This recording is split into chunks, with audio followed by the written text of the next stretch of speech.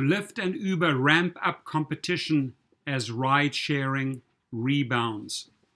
Having survived the worst of COVID-19's economic upheaval so far, top US ride-sharing companies Uber and Lyft have shifted from survival mode to being competitive rivals once again. Both are rolling out new initiatives aimed at swiping customers from each other. They're very well known for that.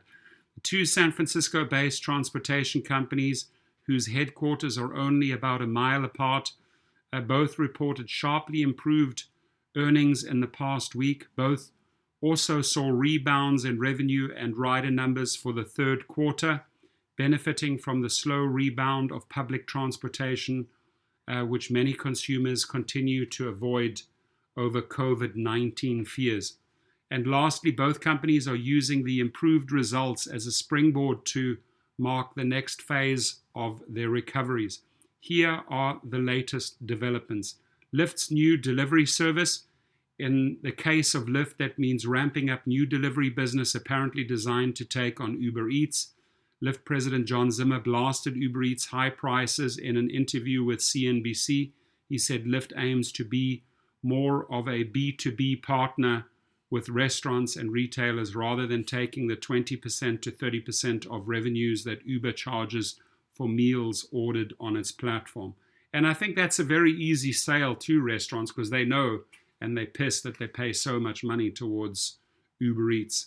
So approaching them and say, hey, we have a better model that's less expensive will certainly be attractive to restaurants. As Zimmer said earlier on the company earnings call, that retailers have told us that current delivery models with expensive commissions are not working for them, and they've emphasized that the overall incentives are not aligned between delivery platforms and individual retailers. Uber's new Uber Reserve.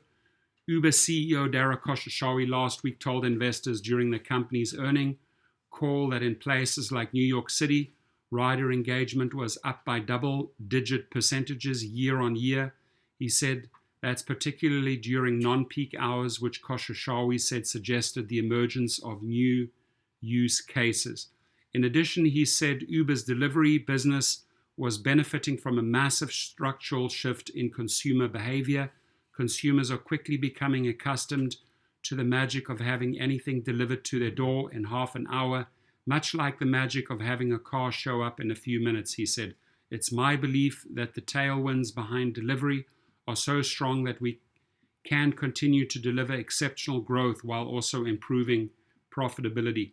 Uber is also rolling out new products. On Tuesday, November the 10th, the company announced plans for Uber Reserve, a new feature that will allow riders to book a trip up to 30 days in advance and also let them choose a driver they like and trust.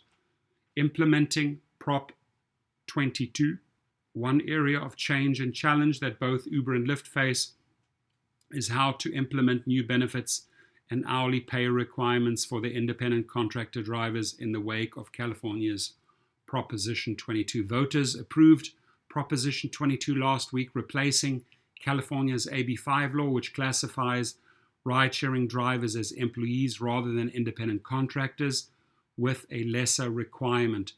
Had Prop 22 failed, Uber and Lyft and other gig companies would have had to classify their huge workforces as employees, a prospect they spent heavily to lobby against, as similar laws could have spread nationwide.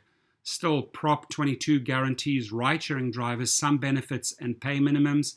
Lyft CEO Logan Green said his company is continuing to engage with policymakers across the country and feels Prop 22 could provide a model for other states. For its part, Uber said it was focused on making sure it does have everything it can get the benefits that Prop 22 promises delivered to drivers as quickly as possible. What's up next? Driverless ride-sharing, perhaps? While the current battle between Uber and Lyft is largely focused on riders and delivery, longer term, the fight is expected to be around autonomous vehicles, or AV. I think AV is absolutely going to be the biggest thing that happens to our industry eventually. Lyft CEO Green said, calling it fundamental to the future of transportation. No matter what the timeline is, autonomous driving is incredibly important.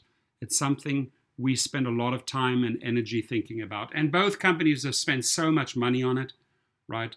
And have really, to a degree, abandoned it because it's just sucking up so much money.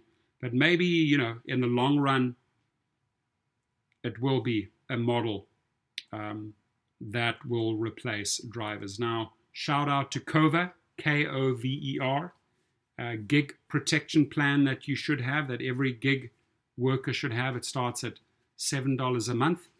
If you get wrongfully terminated or deactivated, Cover has a legal partner that sends out legal letters on your behalf to these companies, immediately requesting reinstatement.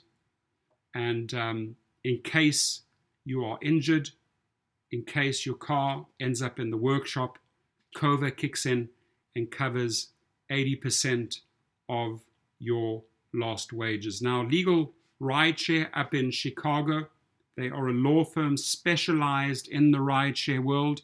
They handle the entire claim for you, any big injuries, property, car damage, wage losses, if you were injured, even on bike share or e-scooter or on Lyft, Uber, any other gig company.